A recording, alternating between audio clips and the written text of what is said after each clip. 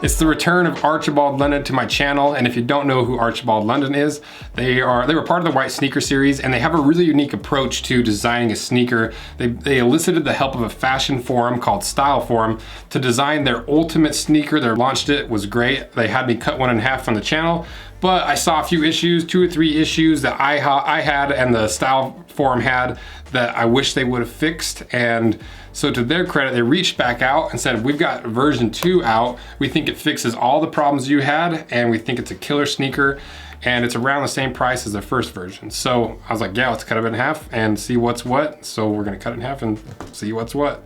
Now let's go over the shoe information. So the brand is Archibald London. The style is the SF01 V2. The colorway I have is the white on white, or the white veg tan. It's a little bit of an off-white. They weigh 1 pound, 2 ounces each. They're made in Italy, and they retail for $270 without the naked pricing. And so what is naked pricing? It's a program that Archibald London is doing where you can get all of their products at price from now to for the next 7 days. So these actually end up being quite a bit more affordable. And they also have 2 other variations of this sneaker. They've got this ultralight version, which is made out of really supple and soft, like kind of floppy deer skin. So it's kind of a little lightweight travel sneaker. And they also came out with a Cordovan sneaker. And they asked me to cut the sole off of one of these to kind of show you guys what's underneath, not a full dissection, just a mini dissection at the end of the video. So I'll do that. That way I can still stitch them back together and get back to wearing them.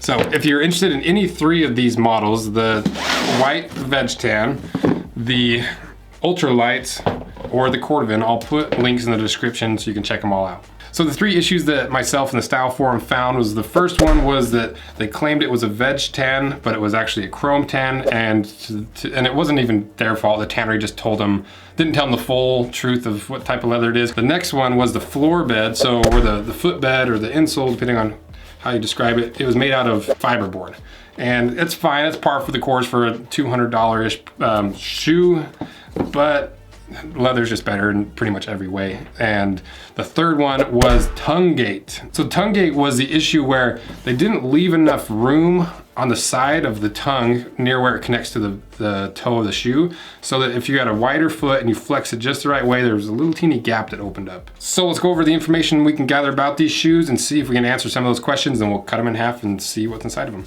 So starting with the leather, like always. So this is their full grain white veg tan calf skin. It's kind of like an off-white color. You know, if you compare it to the old one that had a really heavy layer of white pigment on top, this is a lot more of a natural leather. It doesn't have that layer that's going to eventually crack and split. It's going to age a little bit more nicely, but you don't get that really brilliant white that you see in a chrome tan. You could still get this leather probably in a brilliant white, but you're going to have to put a heavy layer of that, like basically paint on top. So the first issue looks like it's been fixed. You know, they say this is a full veg tan leather, and this one clearly was not. Next thing is the lining. So the lining is pretty standard. I don't think it's even any different than the previous version, just an affordable lining. It's not a cheap lining, it's not an expensive lining. Next to the construction, so they're built in the exact same way with the sidewall stitching on the cup sole and the uppers wrapped underneath and heel lasted around the back. And so not much difference there. Moving on to the insert, so slightly upgraded insert, so just a little bit higher quality, a little bit more rebound in this foam. But it's removable, so if you hate it, you can always change it out. On to the footbed. So this is another one of the problems they fixed. You can see that is a leather footbed. It's kind of interesting because it looks like it's the flesh side. Like the fuzzy side of the leather is facing up, but it's like finished pretty well. That's kind of weird. I don't know what the pros and cons associated with that would be. I guess maybe we'll see when we get it cut in half. We can draw some conclusions potentially. Next to the outsole, so still both with the Margam outsoles. Margam's kind of the industry standard for this Italian handmade sneaker. They're really good, long wearing and soft outsole. And then moving on to the fit, feel, and look, they basically fit the same, they feel the same, and the only thing that they've changed is that little spot right by the tongue. You can see they've extended that little piece of leather on the tongue just to cover up any gaps that might potentially be caused by wider feet or creasing. And as for what else is inside of here, we don't really know. So now let's cut these in half after we talk about sponsor Curology. So this probably comes as no surprise to anybody. I have the skincare routine of a 4-year-old, but I still get zits on occasion. They just happen to be hidden under the 50% of my face that's covered by a beard. And even though I'm 30 years old, I still get a little embarrassed when I've got a big zit on my head. So when Curology was interested in sponsoring a video, I was like, yeah, I'll give it a try. I hate zits just as much as everybody else. So I filled out the survey, sent them some photos. I got my little pack in the mail, and I really like it. You know, it seems like it works pretty well, especially underneath my beard where maybe it's some sweat and some, I don't know, like shoe dust gets in there. When I get a zit on my beard or my forehead, my skin has a tendency to pop up little baby zits all around the big zit. And so anything I can do that can help stop that from happening and get those zits taken care of so I don't have to worry about it and get back to filming without being embarrassed with a big zit on my forehead, I'm all for it, and it's super easy to sign up for. You literally just take a short little quiz, send them 3 selfies, and a dermatology provider prescribed a personal formula for me. And you can do that same thing for free. You just pay $4.95 for the shipping and handling, and you're able to try this for a pretty affordable price. If you like it, you keep it going. If you don't, no big deal, it's $5. So check them out via the link in my description, because I know you got some zits hiding underneath that beard, because I do currently right here.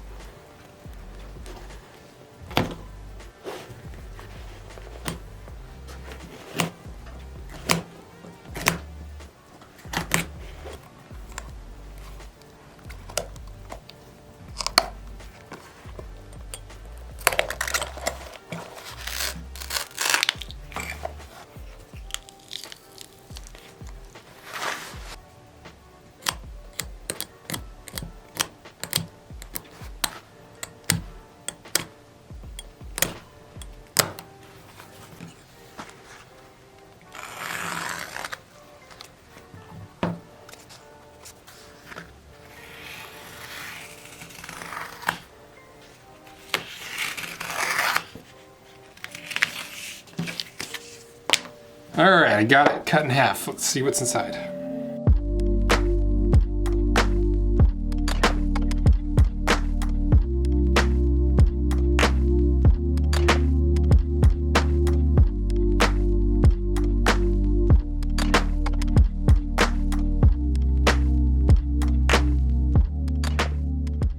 Just when I thought I'd seen everything that could possibly be in a white sneaker, I was wrong, and kind of interesting. So the footbed here, the lasting board, I thought it was just flesh up and that the grain pattern was on the bottom for some reason. I didn't know why, but turns out this is a split leather. And if you don't know what split leather is, leather's cross section, the grain pattern is that smooth, tight texture you feel on the top of the leather. That's the most sought after stuff that most stuff is made out of. And then you move down and it gets more and more coarse, and so that's why the bottom side of leather is kind of furry.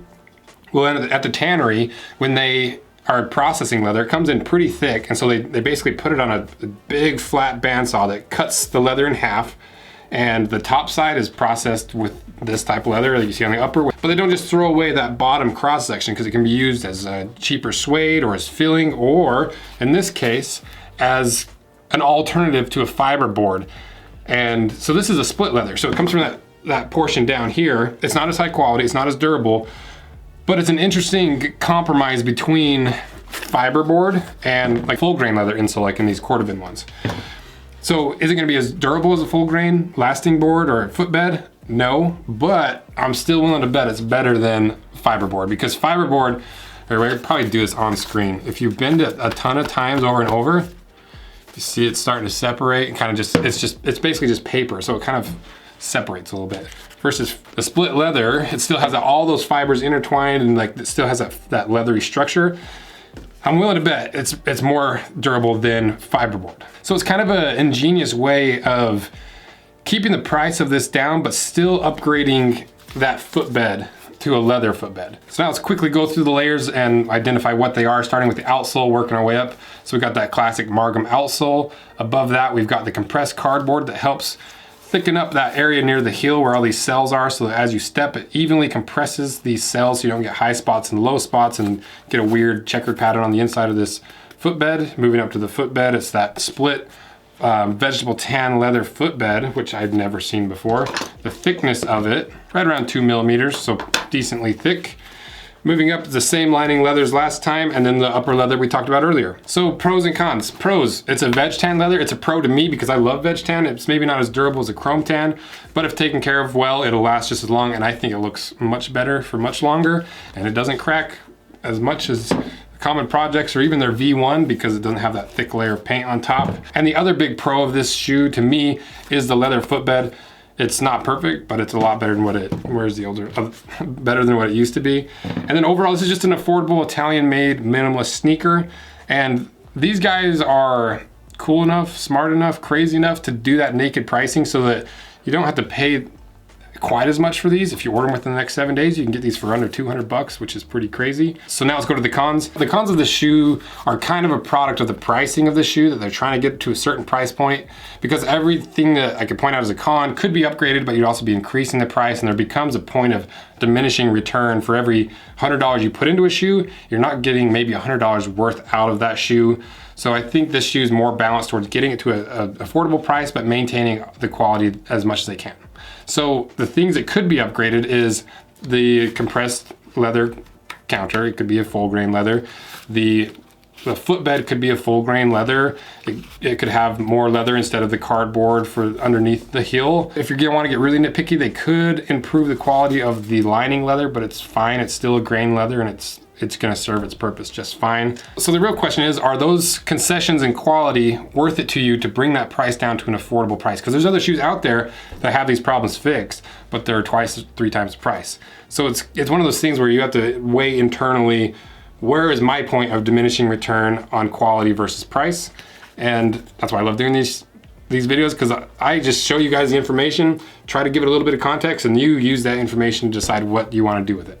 So overall, I think it's a high quality sneaker. I think you're getting what you pay for when you buy this, and it fixed the 3 problems that they had the last time, which is really cool to see. And it's really cool that they're willing to kind of challenge that, my previous video. I'm like, we fixed it, check these out, and cut them in half, you know? So it's cool to see a company come back after some criticism and show that they're willing to change and improve. So let me know what you guys think, and don't forget to take advantage of that naked pricing for the next 7 days. And thanks again to Curology and Archibald London for sponsoring this video. And now let's get to very gently cutting the soles off of this Cordovan pair that I've been wearing so I can re-sole it back together. So thank you guys, see ya.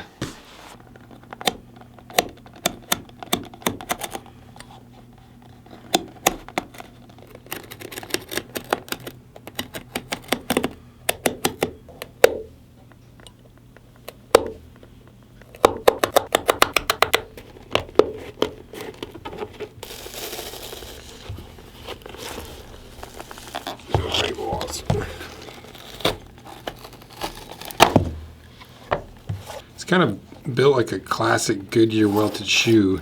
So that channel allows you to stitch the upper to the insole. It stitches to the outside. It's not a sidewall stitching, but it does stitch the outsole on. And it's leather all the way through, full grain leather. When you're wearing them, this upper isn't even tucked underneath. It's just stitched to the side. So it's actually built different than their other sneakers. It's more premium, a little bit higher end style of construction. You see this usually in dress shoes. So now I gotta put these things back together.